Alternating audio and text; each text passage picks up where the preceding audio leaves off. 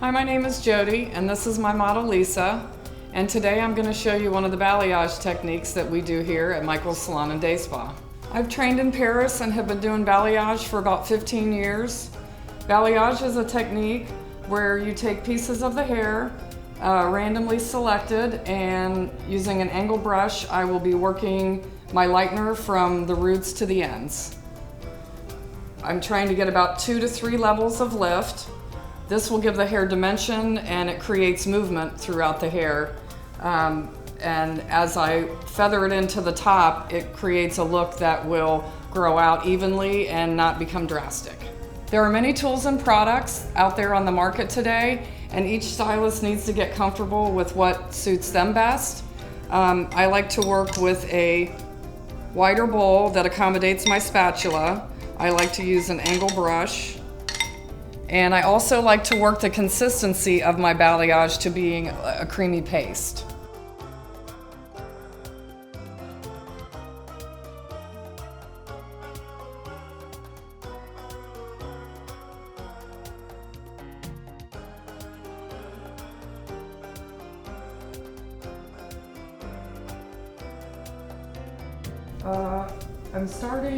I like to do one side and work my way up towards the top, then the other side, because rinsing this is very important. You'll be rinsing it in stages.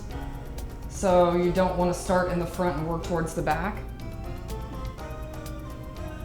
because it takes just about as long to put on as it does to take off. So you have to take it off in stages. So you have to start rinsing from the bottom or the side, working up towards the top. I'm using 3/4 inch sections and feathering it in when I get to the top. I'm not giving her a heavy balayage. We're doing more of a medium amount. You can do smaller pieces closer together. You can do larger pieces closer together depending on the type of look that you're going for. This is my favorite hair to do it on, which is unprocessed virgin hair. It tends to work out better, I think, when the hair is not colored. However, you can have colored hair. If you do that, you need to start with an even palette so that the color lifts evenly. You can also go in and tone this afterwards. You can leave it just balayage, which I like to call raw balayage. You have to charge accordingly though if you're doing 2 processes. And balayage usually runs about the same price as a highlight, and then of course if you're toning afterwards, you're also charging for another color.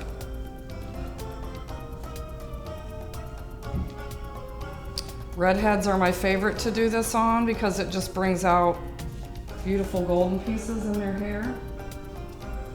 I'll be working Lisa's color from the roots to the ends because she has no prior color on her hair. However, if she came in and we were going to touch this up down the road, I would work this into the last section that I had previously done and feather it into that. And you should still be able to see when they come back where her old balayage is. You don't have to always pick up the same sections. Some of the sections can be the same. Some of them can be new sections. Sometimes people like to go a little bit heavier each time they come in. That's also a pretty look. You can work it into a stronger balayage as time goes on.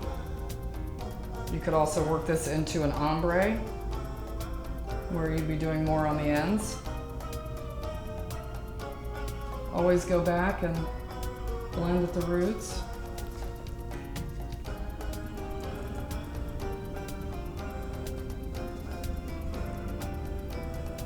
Before I finish my top section, I will be moving over to the other side. Like I said, I like to rinse side to side and then go back and leave that top section for last.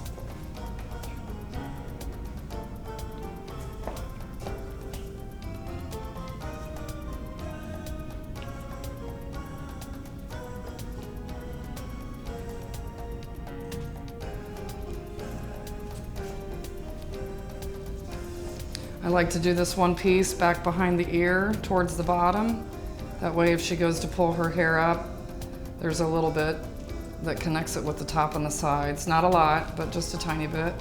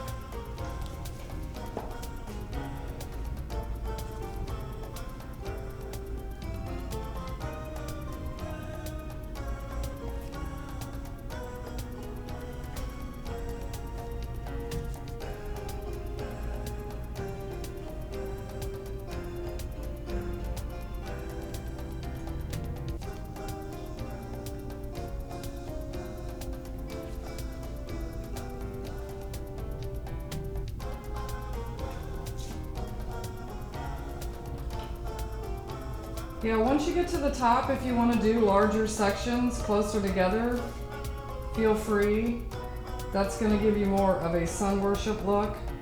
So during the consultation, when you decide with the client how often she's going to return and how heavy of a lighter look on top that she wants, the two of you can decide what's going to be best as far as the sectioning up front on the top and how it grows out and how soon she's going to have to come back. I work with the part being the last section that I do. Making sure that my piece is underneath. I kind of bricklay the next section. So each time I do a section, I'm not going to do each piece in the very front because I want to vary it to make it look more natural. So that means not each piece around the hairline is going to get done.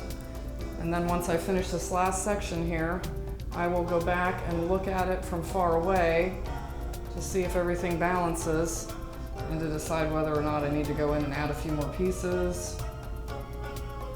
Always look at your work up close, but then don't forget to go back and look at it from far away too to see how everything balances out.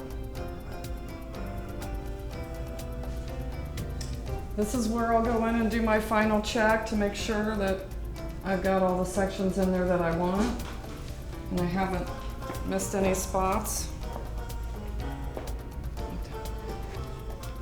Although it looks when you first do it too that there's not a lot in there, but you got to realize when you look at it in the mirror that there are a lot of pieces towards the front. It's just sometimes that hair tends to fall from the part and doesn't look like it is, at least for what the client can see. But once you pull that hair back, you can see that there's plenty of sections underneath there that have got the lightener on them. I'll be rinsing this section first, this section second, and this top section third. And this is my finished model, Lisa, and I'm Jodi at Michael's Salon and Day Spa.